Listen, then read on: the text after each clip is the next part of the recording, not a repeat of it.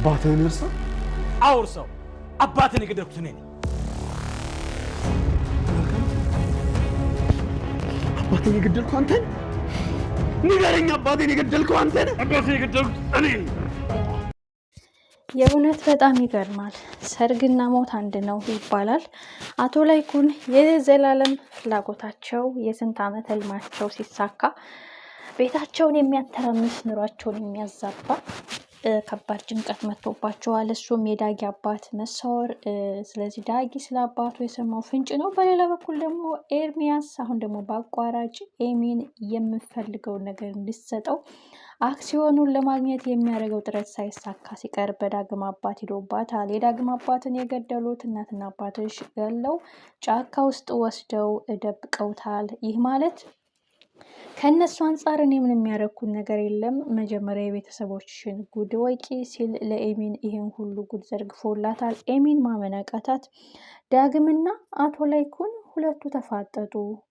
እኔ አባት ሆነሃለሁኝ፣ ሁሉን ነገር ትተህ ወደፊት ተራመድ፣ ድርጅቱ ውስጥ ትልቅ ድርሻ ሰጥሃለሁ ቢለውም ዳግም ግን ሁሉም ነገር እድለቢስ እያደረገኝ ነው። ከልጅነት ጀምሮ እናቴ ወልዳ ይጣለችኝ፣ አባቴ ተንከባክቦ አሳደገኝ። እናቴን ሳገኝ ሙሉ ሲሆን አባቴ ደግሞ ጠፋ። ምን አይነት እድለቢስ ነኝ? የአባቴን መጥፋት የረሳሁት በመወዳት በኑሃሚ ነበረ።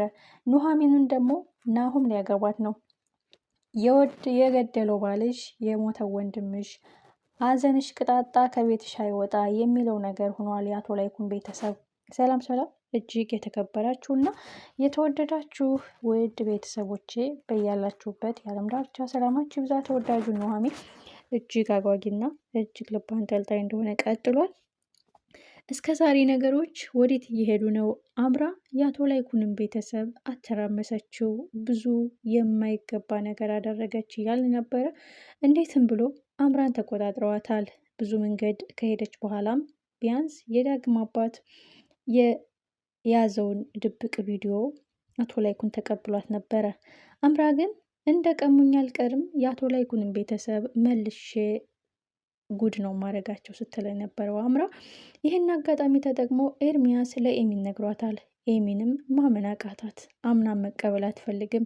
ቃላቱንም ማስጨረስ አልፈለገችም። በፍጹም ይህማ ሊሆን አይችልም የሚለው ጥያቄ። በሌላ በኩል ዳግም ኤሚ እህቱ እንደሆነች ቢያውቅም ወንድሜ የሚጨነቅልኝ፣ የሚንከባከበኝ፣ የሚቆረቆርልኝ ተጨማሪ ወንድም አገኘው ብትል እሱን ለማጽናናት ብትፈልግም እሱ ግን የናሁም ድግስ የናሁም ሰርግ ለኔ ሀዘን ነው፣ ለኔ ሞት ነው ይላታል። ይህም የፈራሁት ሆነ።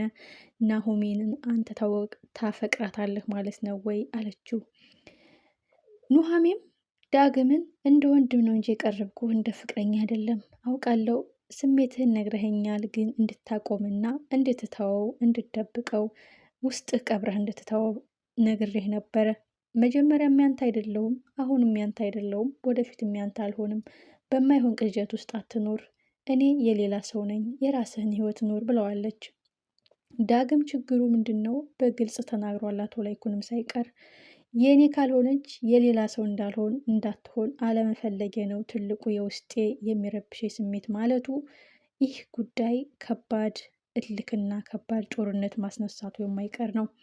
በሌላ በኩል ኑሃሚ አንተን አልፈልግህም፣ ዳግምን አልወድህም፣ ናሁምን ወድጄ ናሁምን መርጫለሁ ብላ ሰርጓን ሽርጉድ ስትል የሌላ ካልሆንሽ የኔ ካልሆንሽ የሌላ ሰው አትሆኝም የሚል የተደበቀ ስሜት አለው ውስጡ። በሌላ በኩል የአባቱ ሁኔታ የምነግርህ አለ ብሎ ኤርሚያስ ፍንጭ ሰጥቶታል። ኤሚን ደግሞ ትልቁን ድብቅ ሚስጥር አውቃለች። ይህ ጉዳይ ወዴት እየሄደ ነው? አቶ ላይኩን እንደ አባት እንደ ልጅ ሆንልሃለው፣ አባትና ልጅ መሆን አለብን፣ ድርጅት ውስጥ ትልቅ ድርሻ ልሰጥህ ነው ሲለውም እኔ ወንበር ሳይሆን ንብረት ሳይሆን ሰው ነው የሚያስፈልገኝ፣ ህመሜን ስቃዬን ተንከባክቦ እንደ እናት ሁሉንም ከበር አድርጎ ያሳደገኝ አባቴን አምጡልኝ የምትወዱኝ ከሆነ በማለትም ጠየቀው። አቶ ላይኩን በቃ የአባትህን ነገር ቅበረው፣ እርሳው፣ አባት ሆነሃለው እያልኩ ነው፣ ይህን ካላመንክ ደግሞ አባትህን እኔ ነኝ የገደልኩ ሲል አቶ ላይኩን በሀሳብ ጭልጥ ብሎ እንዲህ ብዬ ብነግረው እንዲህ ብዬ ባስረዳው ምን ሊሆን የሚለው ሀሳብ ነው አቶ ላይኩን እንደዛ ሲያብከነክናቸው የነበረውና ዳግምም ቆም ብሎ ማሰብ አልቻለም። አቶ ላይኩን ሲፈራው የነበረው እውነቱን ሲያውቅ ዳግም ይገለኛል፣ ይበቀለኛል፣ ቤተሰቤን ያፈርሳል ሲል የነበረው በሀሳቡም ይሄ ነገር ነው የመጣበት። እንዴት አባቴን ትገላለህ በማለት ወዲያውኑ አቶ ላይኩንንም ለመግደል የሞከረው እና አቶ ላይኩን ከሀሳባቸው ሲመለሱ ስለ አባቴ የምታውቀው ነገር አለ እባክህን ንገረኝ እባክህን እያለም እየተማጸነው ነው። አቶ ላይኩን ግን ሀሳቡን አስቀይሮ ወደ ኋላ ተመልሶ ወደ ክፍሉ ይገባል።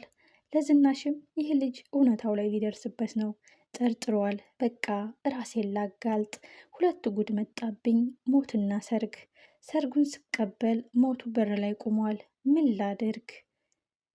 ራሴን ለህግ ልስጥ፣ ራሴን ላጋልጥ፣ አሳልፌ ነፃ ልውጣ፣ ቢያንስ ከጸጸት እድናለሁ።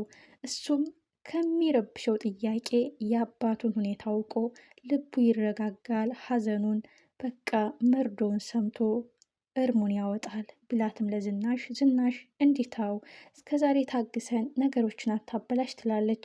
የእውነት ሰርግና ሞት እኩል በሬ ላይ ቆመ። ሰርግና ሞት እኩል አጠገብ የመጡብኝ የቱን ልምረጥ? ደስታውን ስመርጥ ሐዘኑ ይበረታል። የቱን ላድርግ? እጄን ለህግ ልስጥ፣ ራሴን ነፃ ላውጣ፣ እሱንም ከጸጸት ላድን ይላል አቶ ላይኩን። ምን አይነት ውሳኔ ይሆን የሚወስኑት አቶ ላይኩን? ኤሚን እውነቱን አውቃለች። ኤሚንና ዝናሽ ተፋጠዋል። የዳጊን አባት የት አረጋችሁት? ምን ትላት ይሆን? ቀጣይ